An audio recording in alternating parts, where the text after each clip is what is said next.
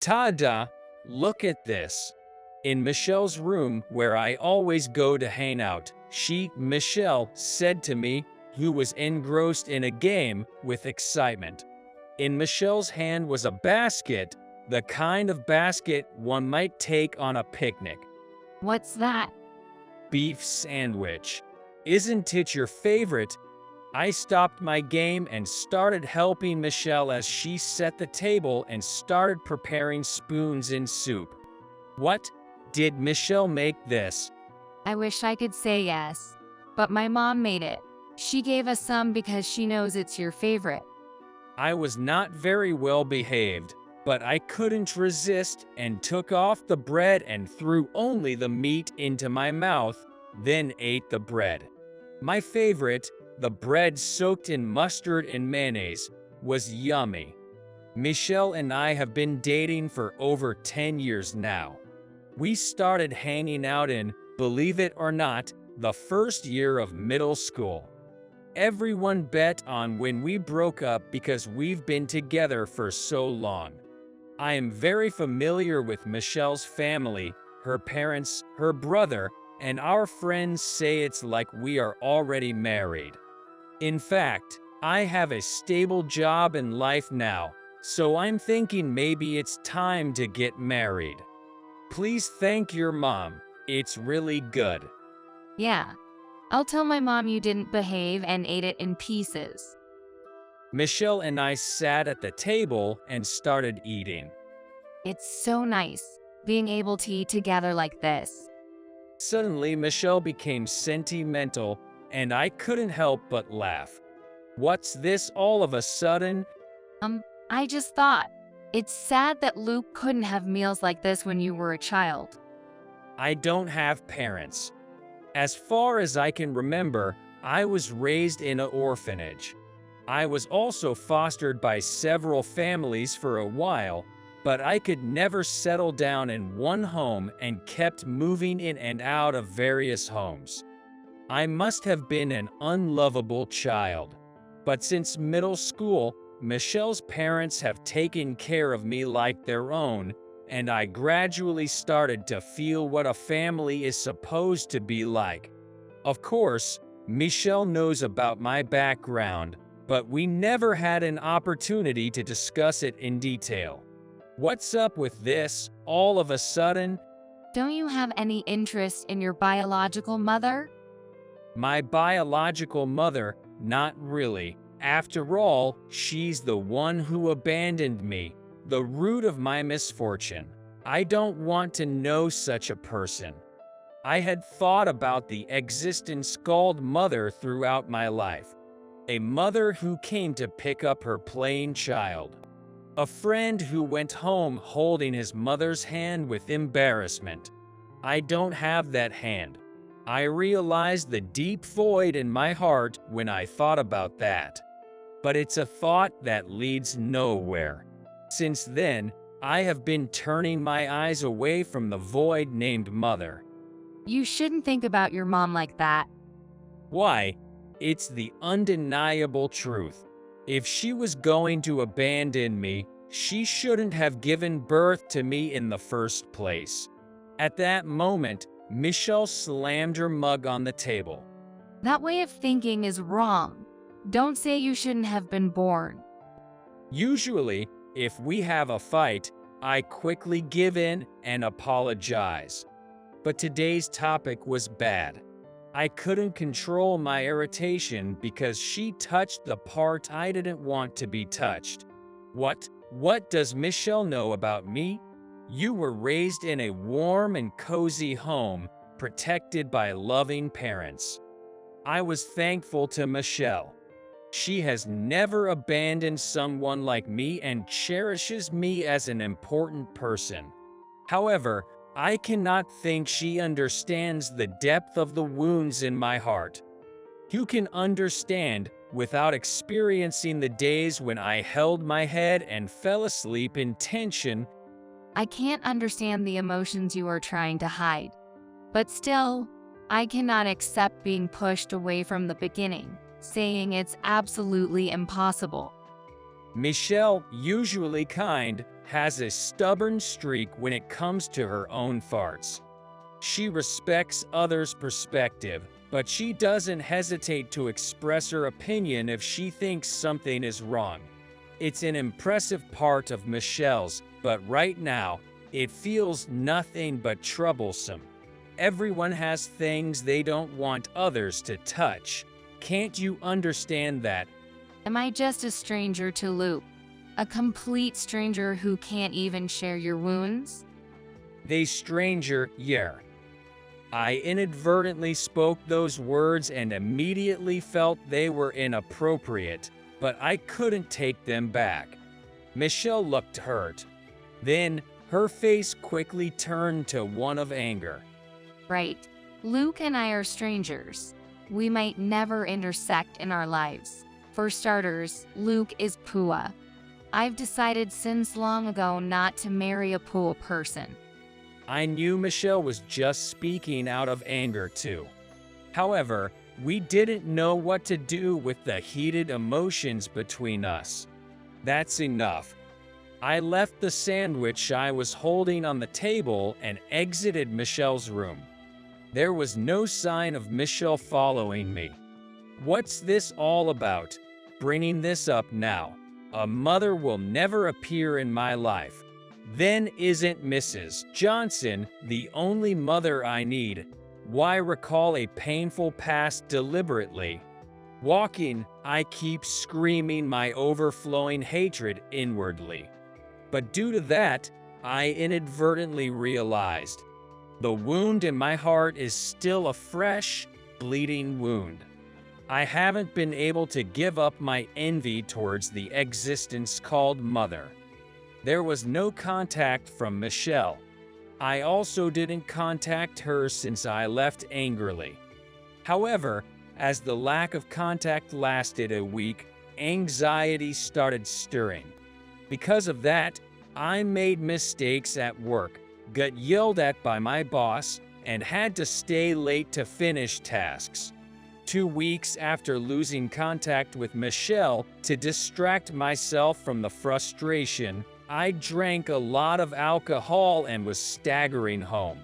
What the heck, Michelle? Seriously got fed up with pooing me? Huh, sorry for being poor, but I was thinking of working hard to buy a sweet 10 diamond in the future. I shamelessly yelled out, drunk. It was a cold night.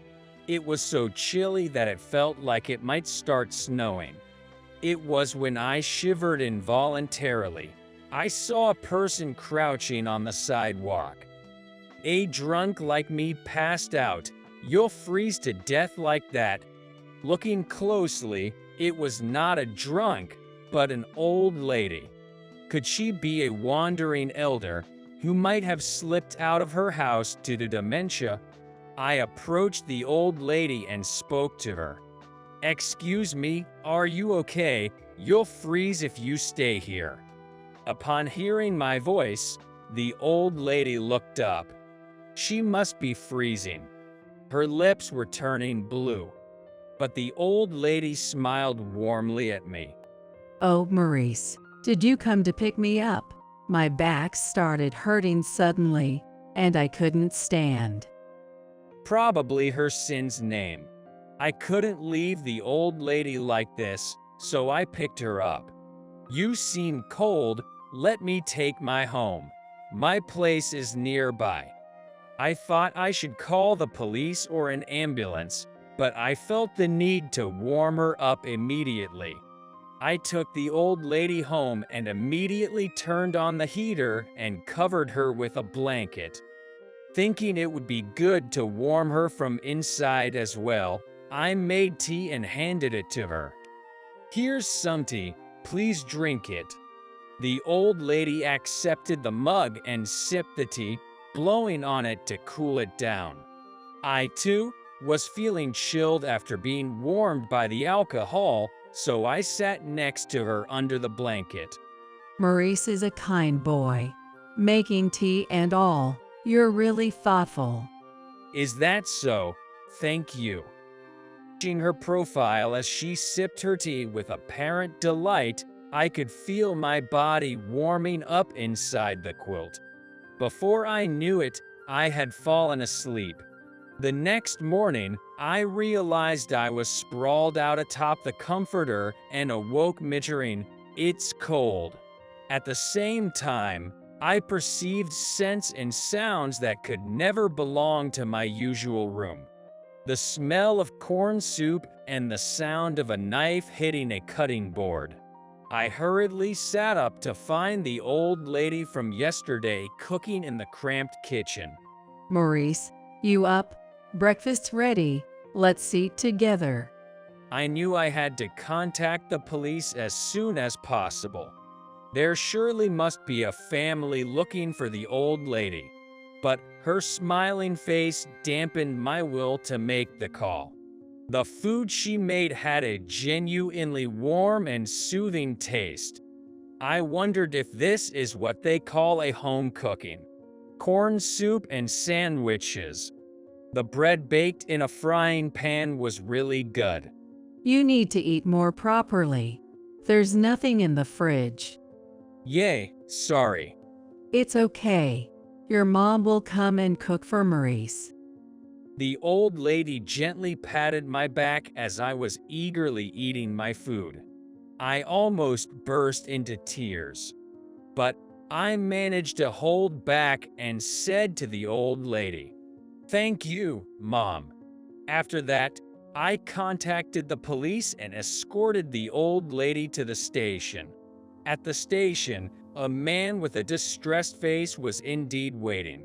He must have been searching all night. I am so sorry. I should have contacted sooner. After letting the old lady warm up at my place yesterday, I fell asleep. While I bowed an apology, the man thanked me repeatedly and embraced the old lady. Mom, thank God. Maurice, what's going on? The man offered his thanks, but I declined and bid my farewells. I already received a gift. The old lady showed me the love of a mother. That alone was enough. Still, he said he wanted to do something. I exchanged contact information with the man. A few days after that incident, I received a message from Michelle's brother. He wanted to meet the next Sunday. It's almost a month since Michelle and I stopped seeing each other. Maybe the situation has become so severe that her brother, Eric, has to step in. On the promised Sunday, Eric was waiting at the appointed cafe. "Sorry to keep you waiting." Oh, it's been a while. "Yes, my apologies for being out of touch." If you're fighting with Michelle, you won't meet me either. Both siblings are straightforward, leaving me at a loss for words. So, you guys are acting stubborn, but you like Michelle, don't you? I am not so brazen as to affirmatively respond, yes, when asked by a lover's brother if I like his sister. Well, yay, I mean, if we weren't fighting, I was thinking maybe it's about time to talk about marriage or something. Blushing, I somehow managed to speak, and Eric got up with a cheerful "I see." And then, he promptly left the cafe. At Eric, startled, I watched as he left, giving a thumbs up with a broad smile. He even left the coffee bill unpaid. And a few days later, I was utterly stunned by an envelope that was in my home mailbox. Inside it was, unbelievably, a wedding invitation. The sender's name was Michelle Thompson.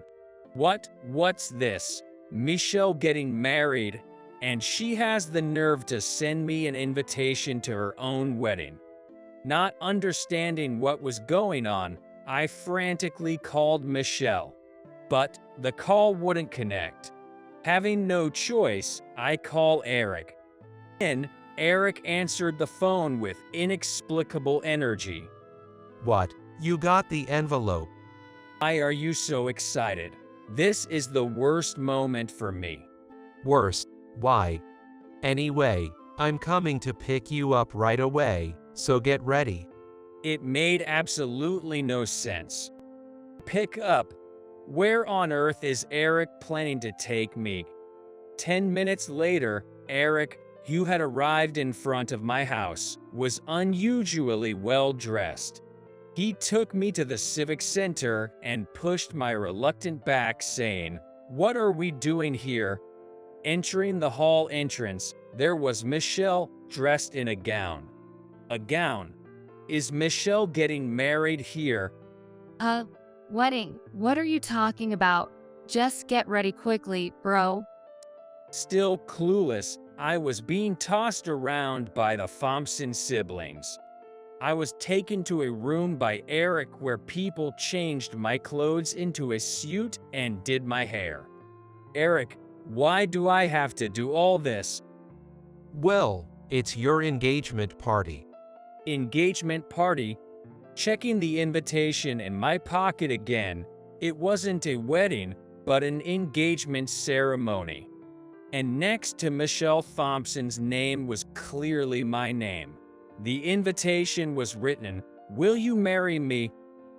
Michelle and my engagement party. What did you think it was?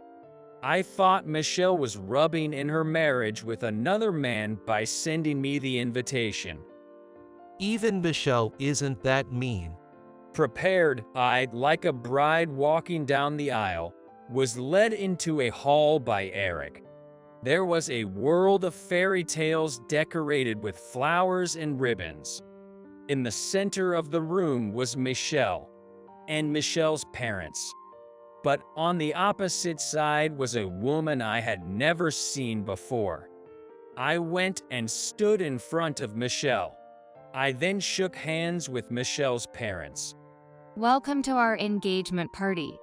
Really, a lover of surprises can be troublesome. But there are no objections to our engagement, right?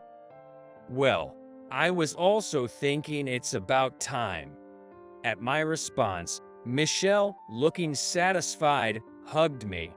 Michelle's parents also watched us with joy. And the unknown woman was wiping her tears with a handkerchief for some reason and watching. Luke, you've grown into such a respectable adult. At the woman's murmur, I was taken aback and looked at Michelle. She's your biological mom. Michelle, you found my mom. Not so much found. It's more like your mom found you. According to Michelle's explanation, my mother, Alice, lost her husband to an accident while she was pregnant with me. Alice was inherently frail, and giving birth was life-threatening for her. For that reason, she decided it was impossible to raise a child on her own, and chose adoption for me. However, the supposed adoptive parents abandoned my upbringing. As a result, it seems I was placed in a foster care facility. Alice realized this when I was in elementary school and apparently tried several times to get custody of me. However, Alice, being single and financially unstable, was not granted permission. So, you've always known about me. I've been watching over you in secret. I was truly happy to see the Thompson family being there for you. I also realized Alice's existence not long ago. I noticed she was around often. Then, I approached her and found out Alice is Luke's mom.